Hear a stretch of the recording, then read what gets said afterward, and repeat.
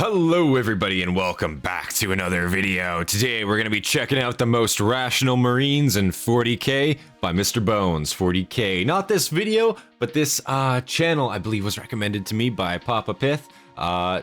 So big thank you to you, man. I appreciate that.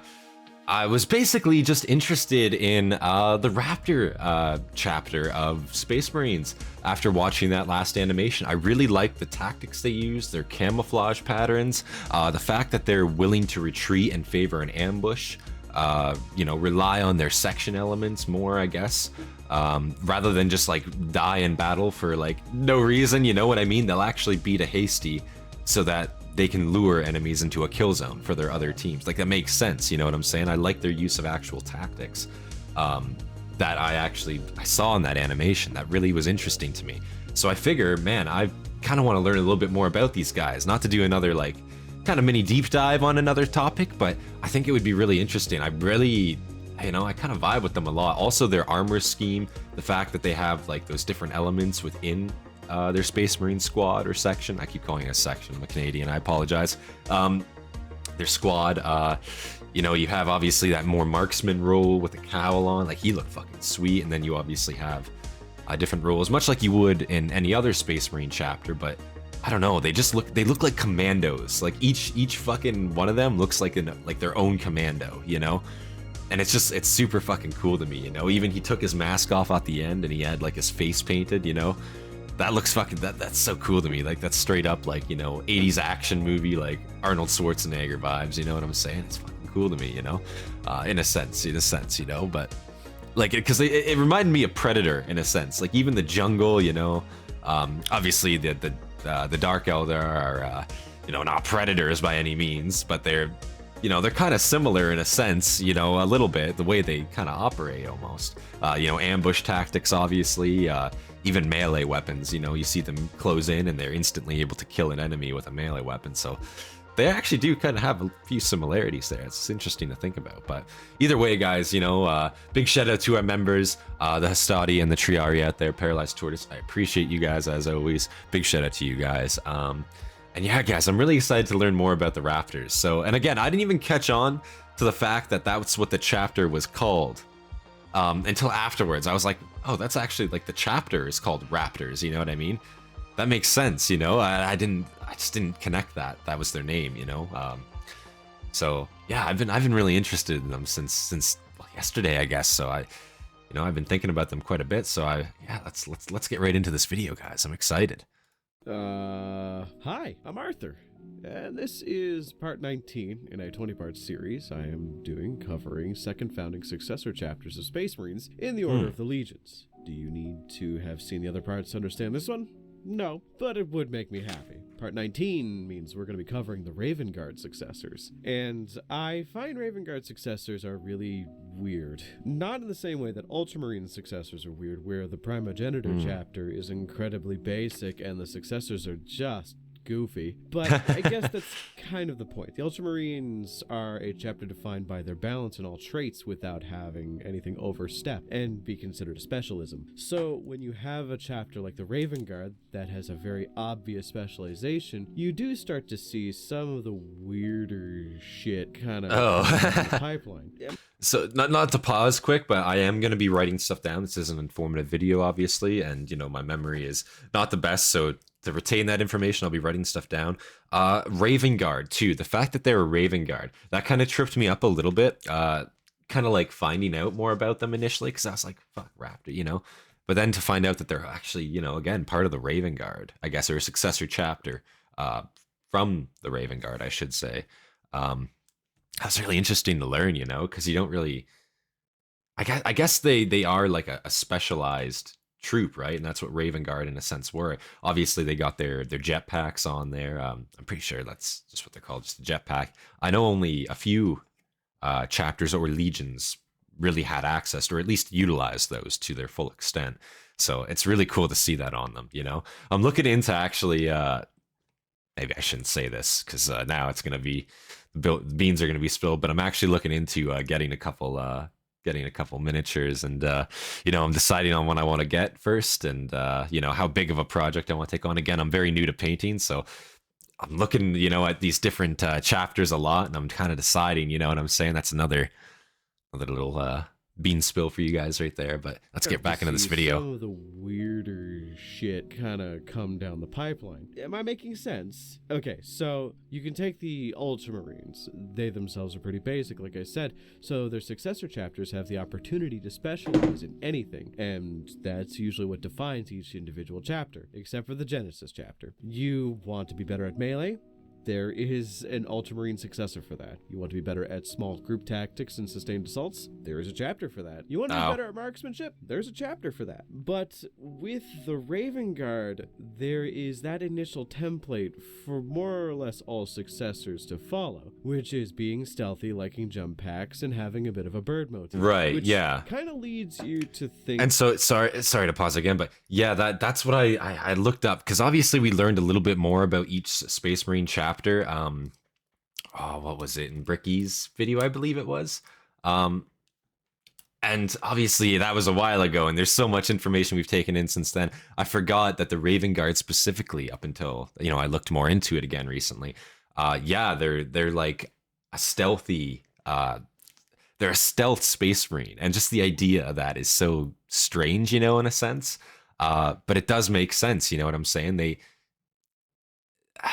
It's just such an interesting concept to me, because they act like, in a sense, like, not to be too telling, but they act like how the Canadian military, in a sense, would act, you know what I'm saying? Like, even though you might be extremely, talented, you're limited in numbers. You have to use guerrilla tactics. You have to use ambush tactics, you know what I'm saying?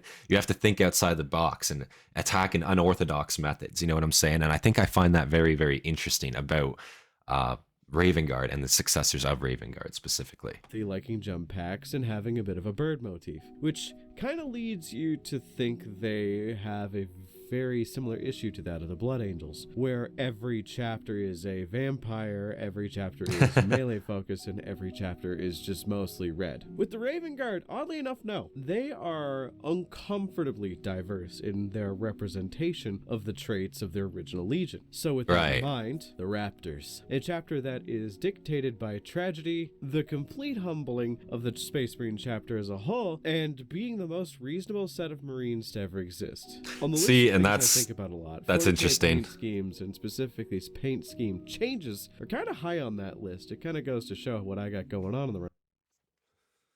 I'm not trying to cut him off there. I want to actually take a look at this, because again, I'm interested in actually, painting some models at some point myself, and wow, just being able, I'm just gonna turn off captions real quick there just to see the bottom ones. Wow. Some of these look really fucking sweet, Some definitely I think are harder than others. Maybe. Obviously the ones that are mostly solid green. That's easier than let's say the white and the blue detailed half and half, you know what I'm saying? Gray, white, red, yeah. Some of these are a lot more intricate. That looks fucking sweet, I'll be honest. But I think that's probably a Chaos Marine, perhaps. I'm not too sure. Oh no, these are chapters of the Space Marine. Okay, so just Space Marines. Okay, they look fucking sweet. Somebody, I can't read that from just the quality of the picture, but somebody let me know who those guys are. Little skulls there. Those look fucking sweet. Wow. This paint scheme changes are kind of high on that list. It kind of goes to show what I got going on in the run of a day. It doesn't happen often. Changes in paint schemes, that is. And hell, the Imperium of Mankind is more likely to reuse paint schemes than they are to give a chapter a new one. But on the topic of paint schemes, one of the original paint schemes for the Raptors was this fucking abomination, and I think about it a lot. It's up there with the Minotaur's original paint scheme. Ew. There has what the hell is that? For it to have been changed over. It's usually something as simple as no one was playing it or it was too difficult to paint, but the in-lore reason... I don't think too difficult to paint is the reason. Makes changes like that most interesting. For the Minotaurs, the original chapter died off and they were replaced by a proxy chapter that would be in control of the High Lords of Terra.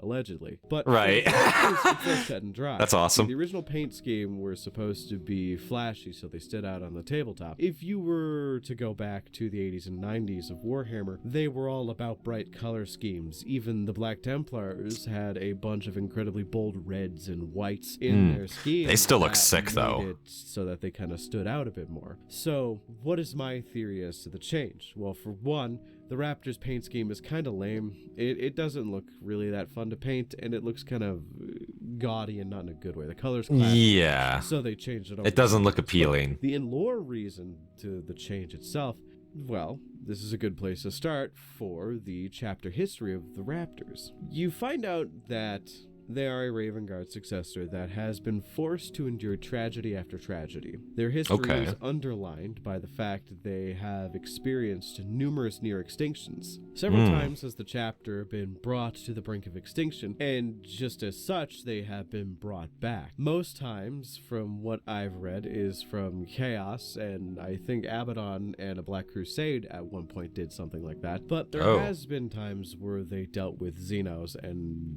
that has almost put them under. I like to think that the new paint scheme is a result of them having to sort of trial and error their way to survival. See, that looks cool to me. Colored dudes on a jungle world to getting shot to shit made them all kind of realize that, hey, maybe having neon blue and yellow does not make tactical sense much for what we plan to do. See, and that's the thing too, like, not to pause, cut him off there, but like, yeah, when you look at like, most Space Marines, right, are flashy. They're meant to be flashy, but you also have to think of the conditions that they're fighting in, right? So an Ultramarine, for example, most of the time an Ultramarine, from what I understand, you're going to be fighting alongside other supporting elements, whether that be guard, whatever have you, right? Elements of the guard, fleet combat, right? Your flashy colors are a boost to morale to everyone else around you, right? And it looks like an amazing color scheme, right? Same thing with a lot of the other Space Marine legions and then chapters, right? Their color schemes are meant to inspire people when you see them, right? But in the sense of like you're an infiltrator unit, right? You're supposed to be stealthy.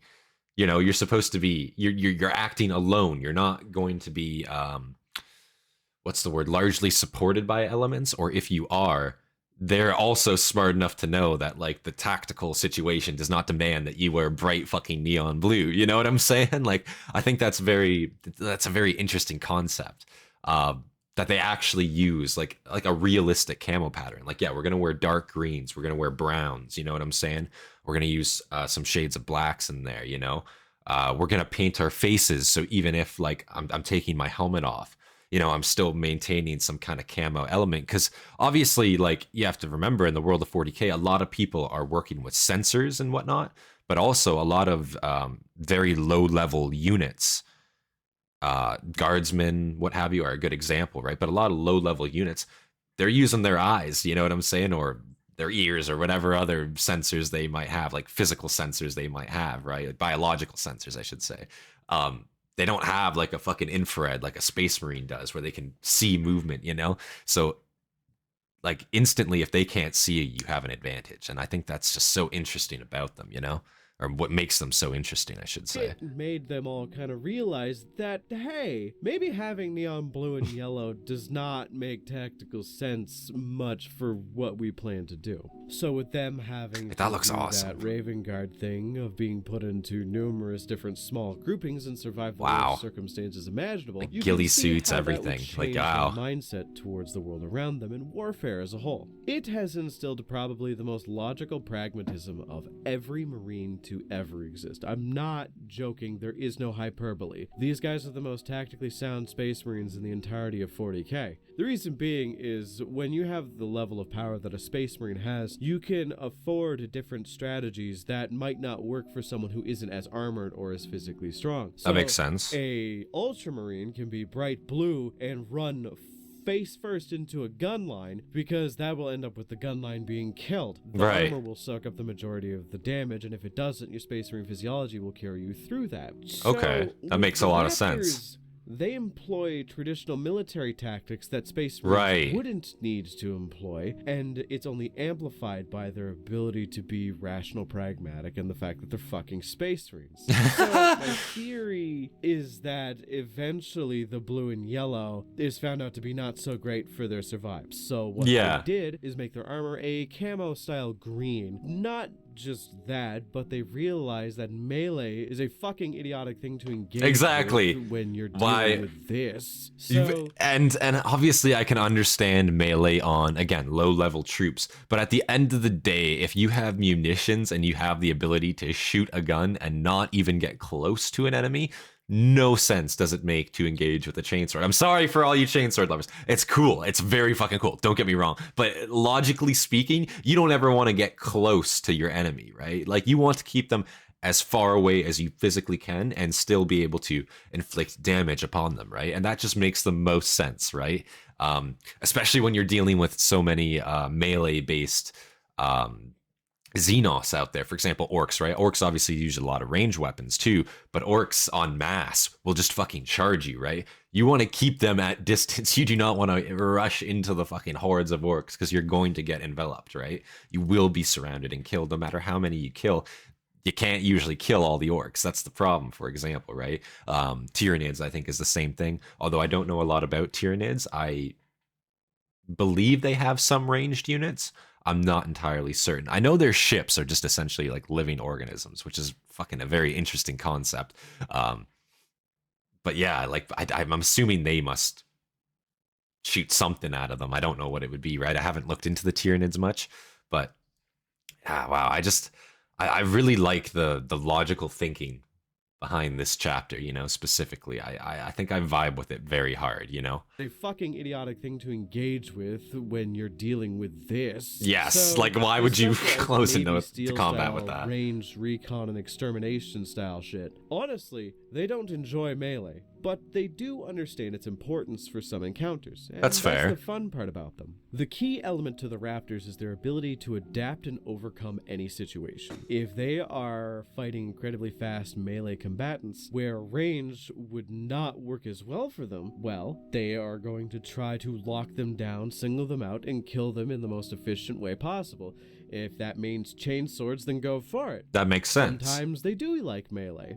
Though, as I mentioned, they do prefer ranged combat almost entirely. Kind of in the same vein as the Tau, but more with a Raven Guard flair, as they don't have the same advanced weaponry as the Tau. Each individual member would set up a killing spot hidden from the enemies and wait for the perfect moment to blow their fucking heads off with a bolt gun. Alongside that, they also enjoy jump packs, like their primogenitor, but they, for some reason, really enjoy twin pistols instead of the standard bolt pistol and chainsword thing that most assault marines have going on. So that's kind of fun. They field an incredibly packed 10th Company, and for those who don't know what that means, the 10th Company of Space Marines in a chapter is dedicated to training scouts and stealth-oriented marines. So they specialize in a lot of sniping, quiet order tactics, and so on. They often get along with other chapters in a very pragmatic kind of way. In interactions they have had with multiple different Space Marine chapters over a wartime command type situation. Think War for Armageddon, where there's multiple different Space Marine chapters that have to work with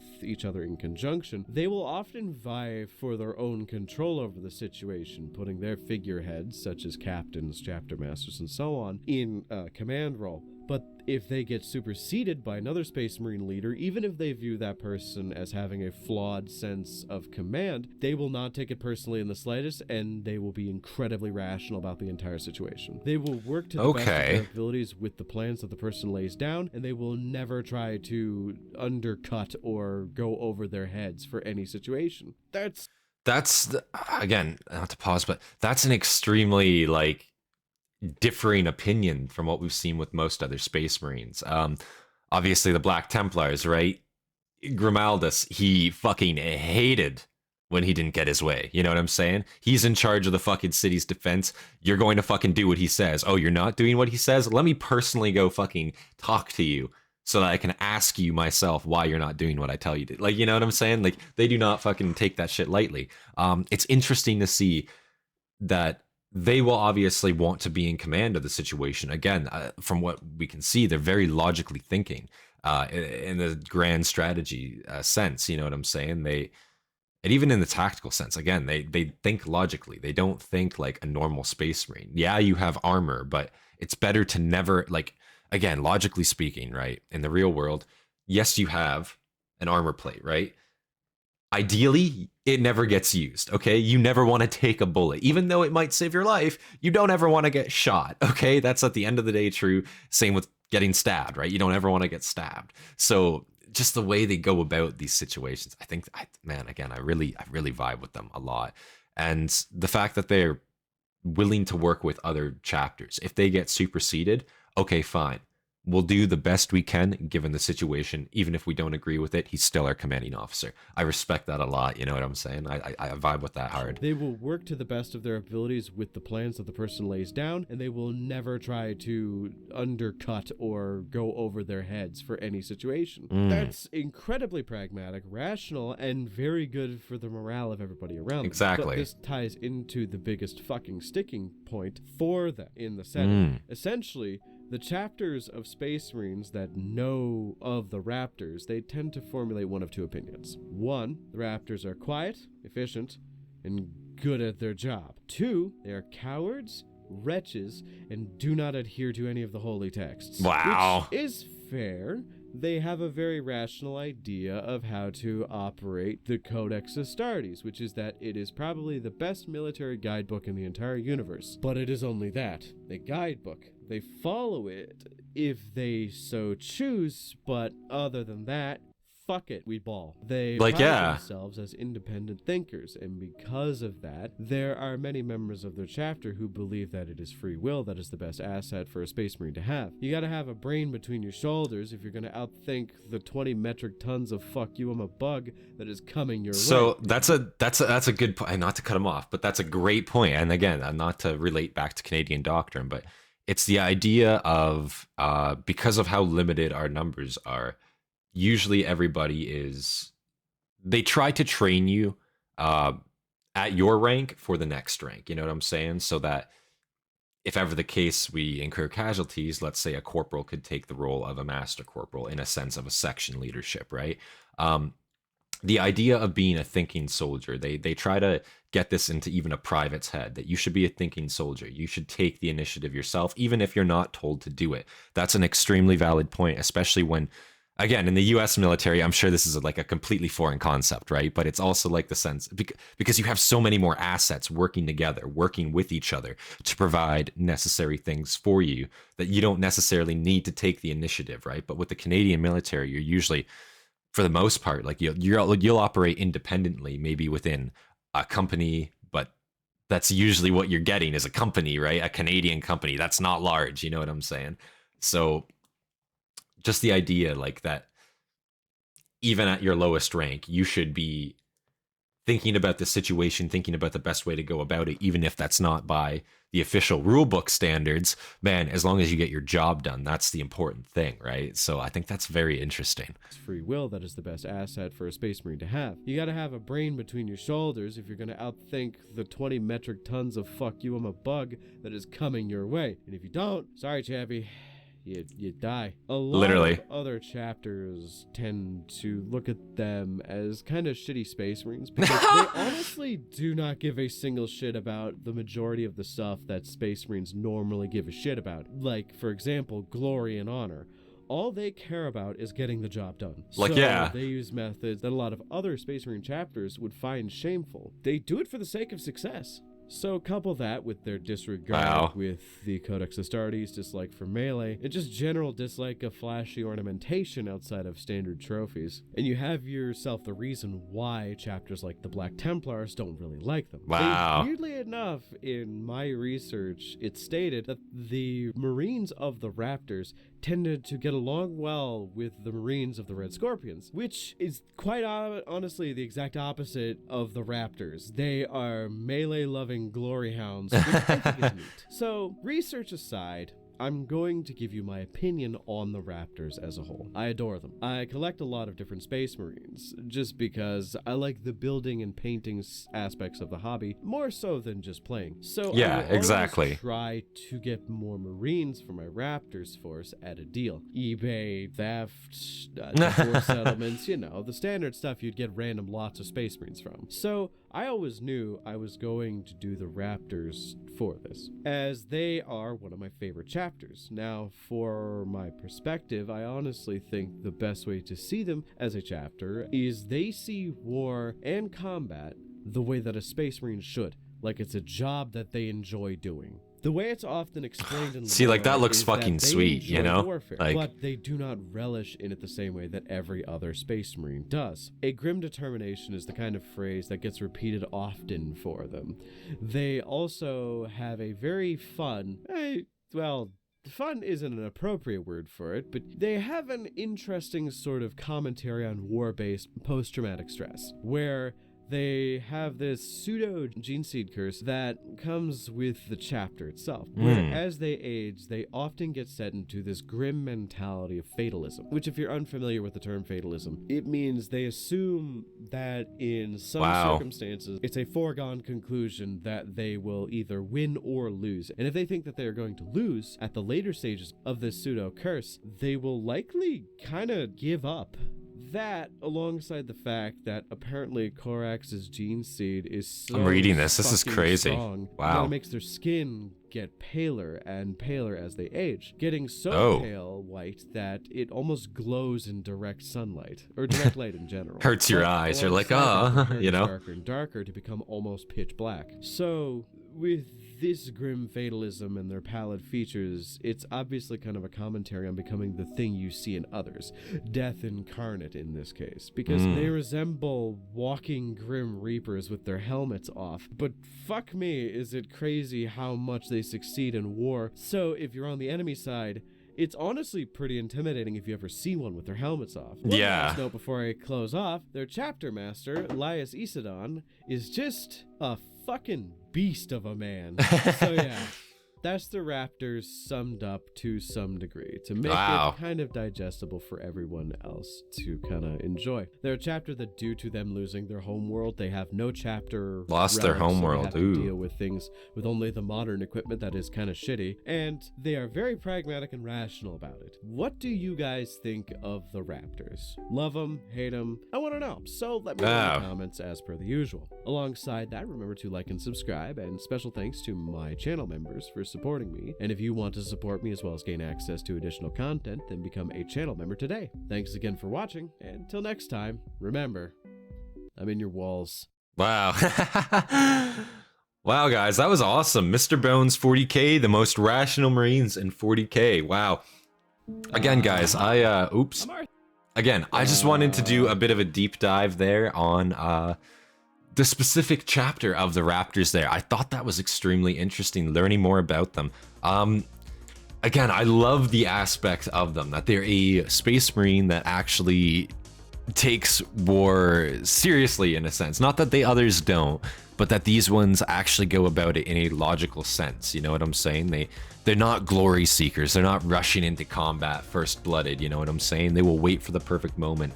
They will wait for an ambush to occur, so that they can inflict the maximum most of casualties before they retreat, which is not something that you'll ever see a Space Marine do. A Space Marine, usually, from what we see, they'll fight to the death before they retreat. These ones will beat a hasty, not out of like shame, but because they know like there's no honor in fucking dying right there. And if I simply run 200 yards back, I got my fucking boys right there. We can win this. This is a winnable engagement, 100%, and they're going to chase me. Like, just that logical thinking, to take a step back, you know, forget your pride. Like, they don't give a shit. They're there to win, you know what I mean? They're there to win the fucking battle. They're not there to, you know, who gives a shit about pride? This is battle, you know, this is war. We're here to win, you know? I enjoy that aspect about them a lot, like, you know?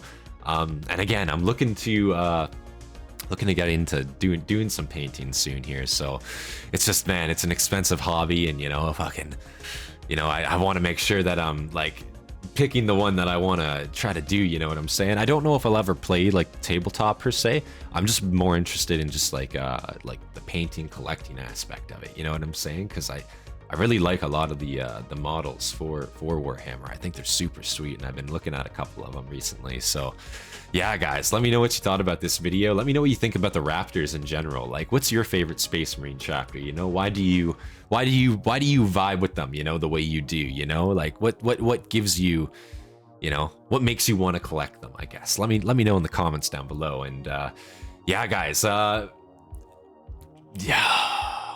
Gotta do the outro now. Yeah.